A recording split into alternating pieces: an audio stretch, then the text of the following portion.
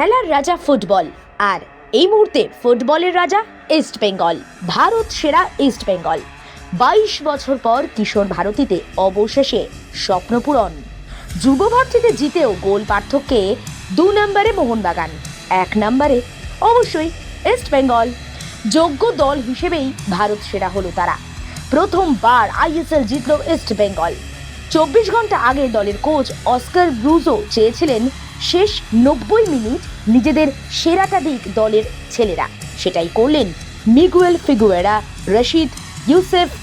কিশোর ভারতী স্টেডিয়ামে পিছিয়ে পড়েও ইন্টারকাশিকে 2-1 গোলে হারালো ইস্ট বেঙ্গল। অবশেষে অধরা স্বপ্নপূরণ।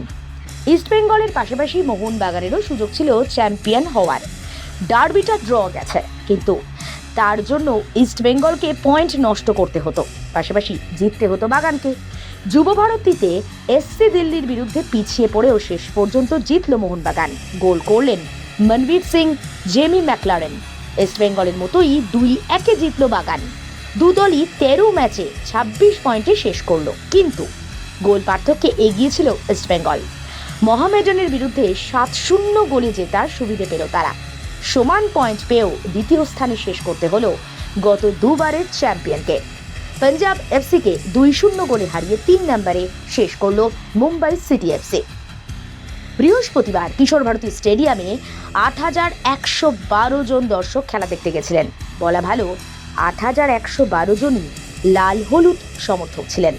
কিন্তু ম্যাচের 14 মিনিটের মাথায় তাদেরকে চুপ করিয়ে দেয় ইন্টারকাশি।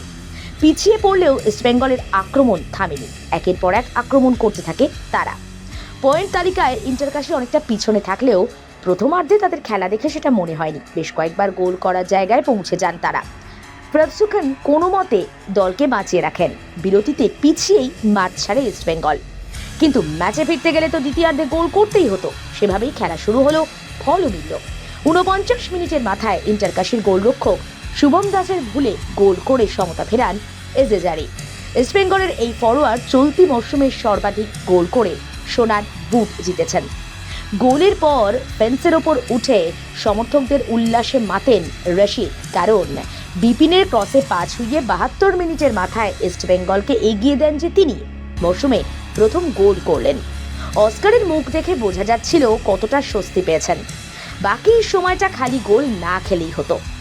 অস্কারের ছেলেরা জানতেন কিভাবে নিজেদের ধরে রাখতে হয়, তাই শেষমেশ মোহনবাগান জিতলেও হতাশ হয়ে মাঠ ছাড়লেন সবুজ মেরুন সমর্থকেরা। অন্যদিকে ইস্ট বেঙ্গল ভারত সেরা হলো। কোচ, ফুটবলার বাঁধন ভাঙা উল্লাসে মাতলেন তাদের সঙ্গে লাল হলুদ জনতাও।